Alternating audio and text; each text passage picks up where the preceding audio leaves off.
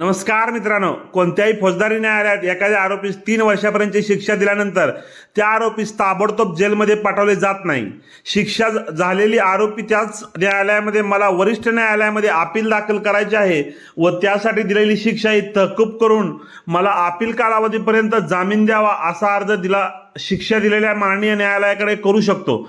माननीय न्यायालय हे आरोपीचा अर्जाचा विचार करून त्यांना दिलेली 3 वर्षापर्यंतची शिक्षा तहकूब करून त्या आरोपीस त्वरित जामीन मंजूर करू शकतात. त्यानंतर त्या आरोपीस वरिष्ठ कोर्टामध्ये अपील दाखल करून वरिष्ठ न्यायालयात वेगळा जामीन द्यावा लागतो. ही तरतूद फौजदारी प्रक्रिया संहिताचे कलम 389 मध्ये करण्यात आलेले आहे. त्यामुळे एखाद्या प्रकरणामध्ये 3 वर्षापर्यंत शिक्षा झाली तर घाबरून जाऊ नये. आपला अपील करण्याचा हक्क हा अबाधित असतो व त्यासाठी त्वरित जेलमध्येही जावे लागत नाही. अशाच प्रकारचे व्हिडिओ ऐकण्यासाठी कोर्ट कचेरी या यूट्यूब चॅनलला सबस्क्राईब करा.